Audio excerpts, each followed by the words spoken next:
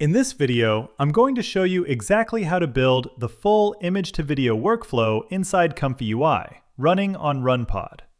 If you're using ComfyUI locally, don't worry, the process is exactly the same.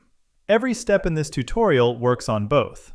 We'll be using the larger WAN models for maximum quality, but if you're on a low VRAM system, you can swap them for the smaller versions or the GGUF builds. Just remember, with the smaller models, you're sacrificing a bit of quality in exchange for much faster video generation. I'll have a separate video covering those setups in detail, but you can still follow this tutorial from start to finish. To run WAN 2.2 image to video, you only need 4 required files: the high noise model, the low noise model, the VAE, and the clip vision model. That's it. Let's download those first. Open the ComfyUI Manager, go to Model Manager, and search for each of the 4 files. They're also listed in the description for easy copy and paste. Click Install for each one. Once they finish, open the Model Manager menu again, choose Restart ComfyUI, then refresh your browser. I'm not covering RunPod setup here. You should already know how to launch a ComfyUI pod. But if you need a refresher, I have a full step-by-step RunPod video you can watch anytime. Now, in this tutorial, we're going to add every node first, then wire them all together, and finally break down what each part is doing so you can start generating your own videos. In an empty canvas, you'll need to add 2 load diffusion model nodes,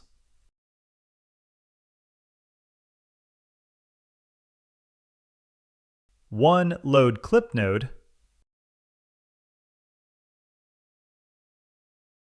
1 load VAE node,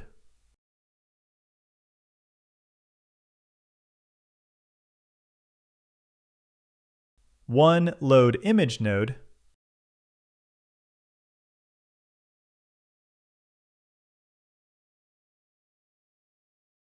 2 model sampling SD3 nodes,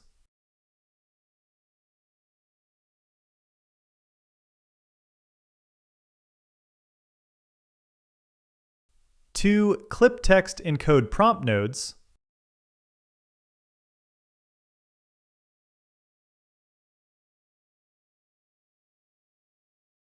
1 WAN image to video node,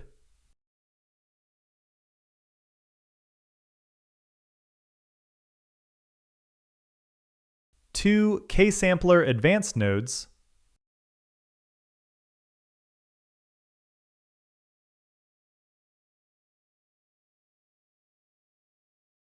1 VAE decode node, 1 create video node,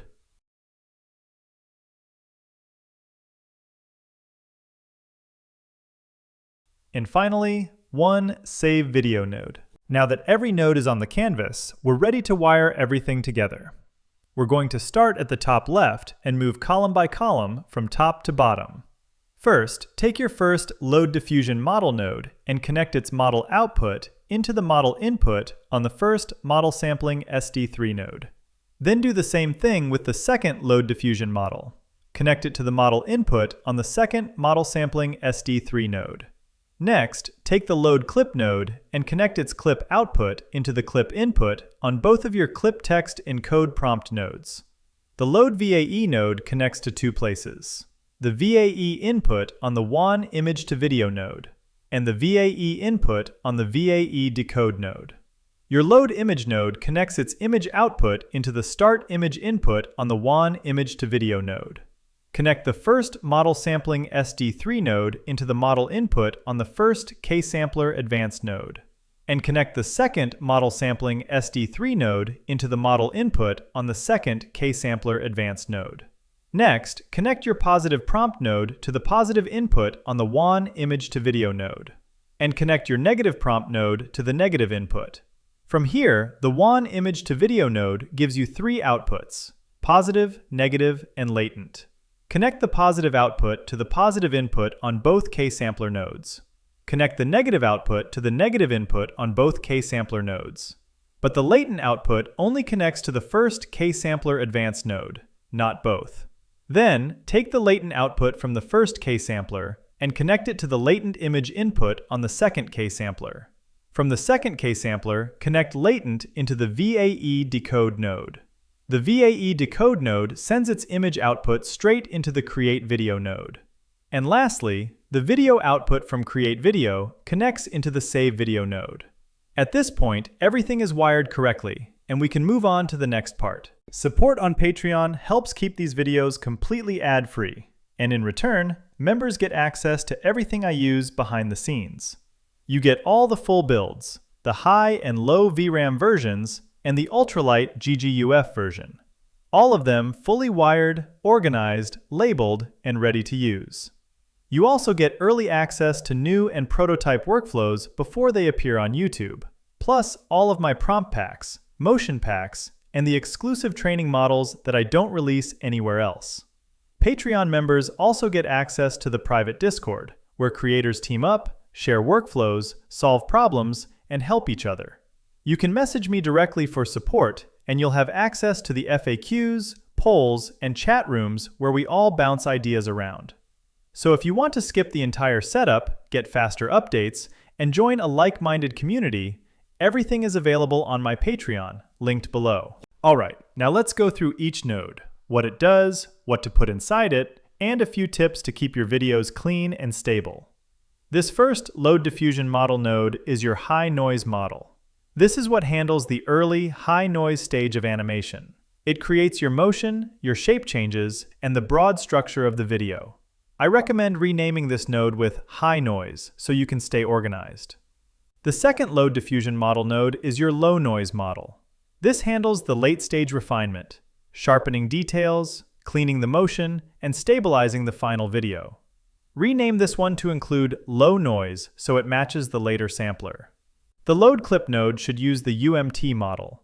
Make sure the type is set to WAN. This is the correct encoder. Changing it will break the workflow. The VAE converts between latents and real images. WAN is currently trained on the WAN 2.1 VAE, so that's the one you must use. Using the wrong VAE causes identity loss, motion blur, and melted faces. The Load Image node is your starting frame. WAN builds the animation based on the structure, lighting, and texture of this image. Try to avoid low-resolution images. They tend to blur more heavily in the final output. You'll see two model sampling SD3 nodes. One belongs to the high noise model, and one belongs to the low noise model. Label them properly so they match the correct diffusion model and sampler chain. These nodes control how noise is sampled across time. I recommend keeping the sampling steps between 4 and 10. I personally like 8. If you're using a LoRa such as LiteX2V, make sure you follow the requirements that come with it. The first clip text encode node is your positive prompt.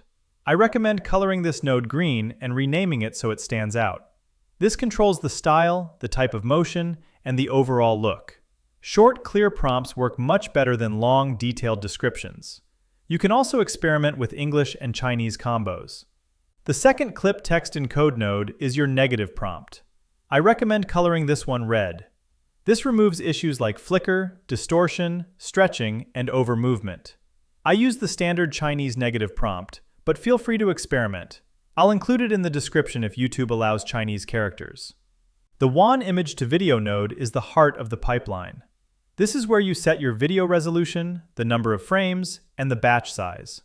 Larger sizes take much longer to generate, so I recommend starting small and upscaling afterward depending on your hardware. Your first K-Sampler Advanced handles the high noise part of the process. Rename it to reflect that. Here are the settings I recommend. Add noise, enabled. Noise seed, whatever you like, standard seed rules apply. Control after generate, randomize. Steps, 4 to 20. I personally use 15. CFG, 1.0, keep this low. Sampler and scheduler, use whatever you're comfortable with. I usually start with Euler and simple. Start step, 0. End step, half the total steps. So for 15 steps, use 0 to 7. Return when leftover noise, enabled. This sampler creates the motion. The second K-Sampler Advanced handles the low noise cleanup phase. Rename it to match. Most settings are the same as the high noise sampler, except for these. Add noise, disabled. Start step, second half of your steps. So for 15 steps, use 7 to 15. Return when leftover noise. Disabled. This sampler stabilizes the motion and restores detail. The VAE decode node converts your latent frames back into real images. The create video node stitches all your frames into a real MP4 file. 16 to 24 frames per second works well. You can look up specific cinematic frame rates if you want to match a certain style. And finally, the save video node outputs your finished clip. This is where you can preview the file once it's generated. And that's the full WAN 2.2 image-to-video workflow, wired correctly and ready to generate clean, cinematic motion from a single image. If this tutorial helped you out, make sure to subscribe. I've got more guides coming on WAN, GGUF builds, upscaling, text and audio to video, and much more. If you have any questions or you want me to cover something specific, drop a comment down below and I'll try to respond. And if you want all the pre-built workflows, the prompt packs, the motion presets, exclusive models, early access to every update I release, and our private Discord, check out the Patreon. It keeps these videos completely ad-free and gives you instant access to everything I use behind the scenes. Thanks for watching, and I'll see you in the next tutorial.